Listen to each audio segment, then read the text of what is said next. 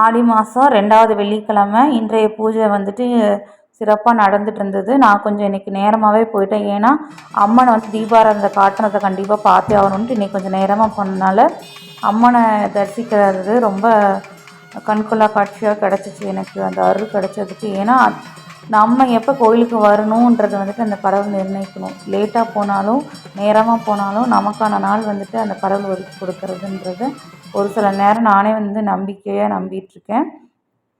தீபாராதனையில் பார்த்த வெளிச்சத்தை விட இந்த வெளிச்சத்தில் பார்த்திங்கன்னா அம்மனோட உண்மையான அலங்காரம் தெரியும். ஆடி மாதம் ஒவ்வொரு வெள்ளிக்கிழமையும் 5 வார வெள்ளிக்கிழமையும் ஒவ்வொரு அலங்காரத்தில் காட்சி தருவாங்க. இன்னைக்கு அலங்காரம் வந்துட்டு ரொம்ப உண்மையாலுமே ரொம்ப சூப்பராக இருந்தது.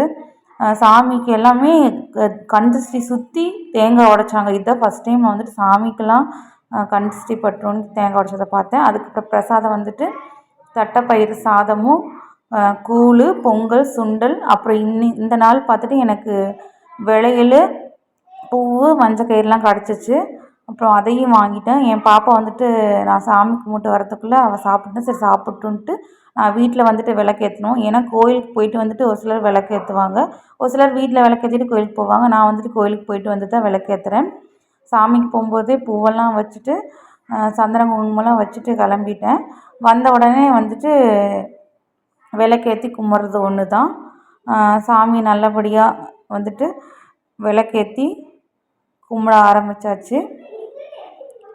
எப்பயுமே வந்துட்டு வெளிச்சத்தில் ஒரு சிலருக்கு வெளிச்சத்தில் பார்க்குற அந்த உண்மையான அழகு தீப வெளிச்சத்தில் பார்க்கும்போது இன்னும் உண்மையாலுமே அது கொஞ்சம் டிஃப்ரெண்ட்டாகவும் இன்னும் ஒரு அழகு அதிகமாக சேர்த்து கொடுக்குற மாதிரி காட்டுது எனக்கு. நான் ஒரு சில நேரம் யோசிப்பேன், வெளிச்சத்தில் இருக்கிற அழகை விட தீபாராதனையில் காட்டுறத எப்படி சொல்கிறது, விளக்கு பற்ற வச்சு பார்க்குற வெளிச்சத்தில் இன்னும் அழகாக மெருகேற்றி கொடுக்குற மாதிரி எனக்கு வந்துட்டு தோணும்.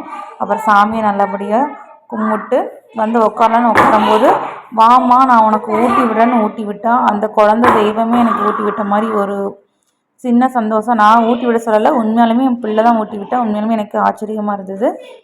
எப்பயுமே கோயிலில் கொடுக்குற விலையில் வந்துட்டு பத்தாது, நான் கொண்டு வந்து சாமியோட கழுத்தில் வச்சுருவேன். ஏன்னா பத்தாத விலையில் தூக்கியும் போட மனசில். அதனால இந்த டைம் நான் போட்ட விலையில் வந்துட்டு கரெக்டாக இருந்துச்சு. எனக்கு ரொம்ப பிடிச்சிருந்த உடனே விலையிலையும் போட்டுட்டு தலைக்கு கொடுத்த பூவையும் வச்சுட்டு இந்த விளாக் வந்து இன்றைக்கி அம்மனோட அலங்காரத்தையும் என்ன பிரசாதம் கொடுத்தாங்கன்னு பார்த்தாச்சு. வீட்லேயும் விளக்கேற்றி சாமி கும்பிட்டாச்சு. அடுத்த வெள்ளிக்கிழமை என்ன அலங்காரங்கிறத பார்க்கலாம். பாய், நெக்ஸ்ட் வீடியோவில் பார்க்கலாம். அப்படியே சப்ஸ்கிரைப் பண்ணிவிட்டு லைக் பண்ணுங்கள்.